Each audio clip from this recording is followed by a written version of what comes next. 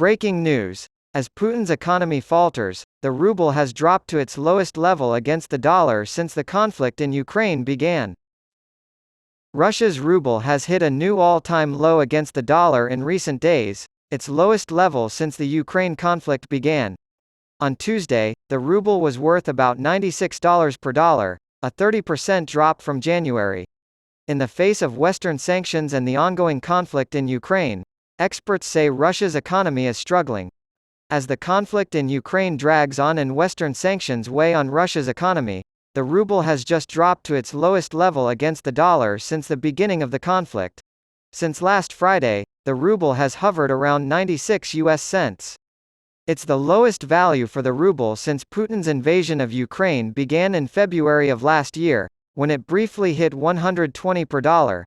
The ruble is one of the worst performing currencies this year, having lost around 30% of its value against the dollar since early January. After the Wagner Group attempted and failed to stage a coup against Russian President Vladimir Putin in July, the ruble soared past a critical comfort level for the Kremlin, indicating market concern for Russia. Russia's economy has been hit hard in the past year by sanctions and rising military spending, and economists have been sounding the alarms for much of that time. Russia's energy revenue dropped 45% in the first 3 months of the year due to trade restrictions on oil and natural gas. Russia's budget deficit for the first quarter was $29 billion, down 107% from the same period a year ago when it was $14 billion. This was due to an increase in government spending of 34%. Putin has claimed that Russia's economy could actually grow this year, with GDP exceeding 2%, and Russian officials have put on a show of defiance despite the war and sanctions. However, researchers from Yale say that those estimates are based on cherry-picked economic figures, while hidden statistics show a much bleaker picture of Russia's economy. There has been persistent advocacy for the diversification of international currency reserves. Since 2022, however, it has rapidly escalated. The next BRICS summit will focus heavily on this issue, which is only going to accelerate the trend. When asked about tying the use of the dollar and the U.S. financial system to compliance with U.S. foreign policy, U.S. Treasury Secretary Jack Lew warned that, the more we condition the use of the dollar and our financial system on adherence to U.S. foreign policy, the more the risk of migration to other currencies and other financial systems in the medium term grows. Lew's warning was disregarded by both the Trump and the Biden administrations. A result of this is the growing anticipation surrounding the BRICS summit in South Africa at the end of August. The BRICS' efforts to create viable alternatives to the US dollar will be a major talking point in Johannesburg. Possibilities of dollar dominance. As if the de-dollarization uproar was nothing more than a misguided anti-patriotic melee, economist Paul Krugman in May, oddly, amid the US banking crisis, blamed crypto cultists and Putin's sympathizers for it. Nonetheless, as Krugman pointed out, the United States dollar is still widely used for international trade settlements, as well as for holding deposits and making loans by many non-American businesses and governments. The belief was that the US dollar, like a diamond, would last forever. There has never been a dominant reserve currency that has existed forever. Not only the Global South, but also a growing number of major economies in the West, are becoming increasingly concerned about the current coercive monopoly of the US dollar, which includes the world's disproportionate dependence on the US dollar in trade invoicing and settlement, the dollar's reliance by non-US corporate and financial giants, and the dollar's high share in central banks' reserves. Trade invoicing and settlement, foreign corporations, financial institutions, and central bank reserves are all at risk when the United States uses the dollar as a weapon in the name of international community but without the broad support of international consensus. Yes, U.S. Treasury Secretary Janet Yellen recently stated that the dollar-based monetary system remains the only viable option. Not long ago, however, she warned of a disaster that could occur if Washington failed to reach an agreement on yet another, new debt limit. Even the British were enthusiastic about the advantages of the sterling pound up until 1914. But the overexpansion of the British economy after 1945 put an end to that preeminence. The early 21st century will have its own quirks, but otherwise won't be all that different from the 20th. Diversification has its benefits. What role do the BRICS play in helping to spread risk? The bloc's organizational fluidity allows for unilateral, bilateral, and multilateral action. These can be broken down into two categories: incremental changes and more arbitrary one-offs. These, in turn, are propelled by the BRICS, original founding economies of Brazil, Russia, India, and China, as well as new aspiring members and coalition partners who share its vision and are considering membership as well. According to South Africa's ambassador at large for ties with Asia and the BRICS, Anil Suklal, some 22 countries have formally applied to join the group, and an equal number of states have been informally asking about becoming BRICS members. Argentina, Iran, Saudi Arabia, and the United Arab Emirates are just some of the countries rumored to be interested in joining the bloc.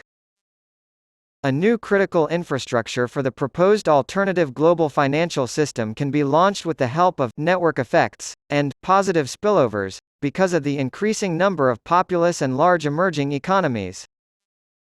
But the BRICS countries aren't just offering a way to ditch the dollar. Critics and political opponents of the BRICS, especially in the West, tend to portray the goal as eradicating the dollar, but this is not the case. Before the conflict in Ukraine escalated, the Atlantic Council called Russia and China partners in de-dollarization.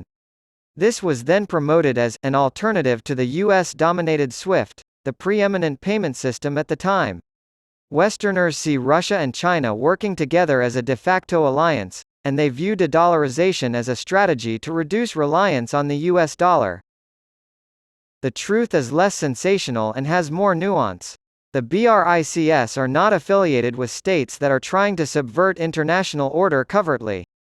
The BRICS' long-term goal is not de-dollarization per se, but rather diversification and recalibration along the lines of how asset managers seek to keep their portfolios appropriately diversified. Diversification of currencies, from Keynes's Bancor to that of the BRICS. Skeptics argue that this isn't the first time the dollar has been buried. Why must it perish now?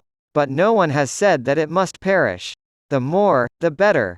The US dollar is still very important to the BRICS economies, but countries that have been sanctioned by the US and its allies tend to hold much smaller dollar reserves and instead invest in other assets, most notably gold.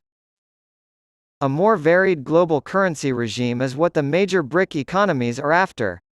The status quo cannot continue. If it isn't fixed gradually over time, a global crisis will come along and disrupt everything. Substituting the dollar is not the objective of the BRICS. Instead, it's an attempt to better reflect the global economy of the present by introducing more diversity into the monetary system. From a historical perspective, it's not a novel concept. In 1944 at Bretton Woods, John Maynard Keynes made a similar case for the supranational currency Bancor, named after the French bank, Bank Gold. However, this plan was derailed by American negotiators who preferred to see the US dollar take the place of the British pound as the world's primary reserve currency. Keynes, however, warned that after Western Europe and other major economies were rebuilt and recovered, the dollar's primacy would result in great uncertainty and volatility. That's what happened after Nixon stopped the dollar from being converted to gold unilaterally in 1971. The US dollar is now a freely convertible fiat currency despite its original intention to be a stopgap measure. As gold's monetary value declined, the concept of value itself began to be judged by other factors. The subsequent price shock was felt all over the globe. After the twin oil crises, oil prices quadrupled, inflation and stagflation ran amok, and the United States experienced a period of unprecedentedly high interest rates and massive rearmament efforts. Development of accompanying institutions. The United States has maintained its reliance on major Western economies and Japan in geopolitical matters while refusing to give up its outsized economic privilege on the global stage. Asset bubbles occurred in the 1980s, 1990s, 2000s, and 2008 in large part because of the dollar's monopoly. Zhou Xiaochuan, governor of China's central bank, brought the idea back up during the Great Recession, calling on the major Western economies to reform the international monetary system. In spite of lofty declarations made in Brussels, Washington, and Tokyo, little was accomplished. This is why initiatives like the BRICS New Development Bank, NDB, the Asian Infrastructure Investment Bank, AIIB, the Bridge and Road Initiative, BRICS, and the search for new currency arrangements are being undertaken. The BRICS are not seeking to disrupt international order. They're more interested in encouraging uniformity than diversity. However, the interests of the 4.1% of the world's population that lives in the United States should not be the only consideration in global currency arrangements.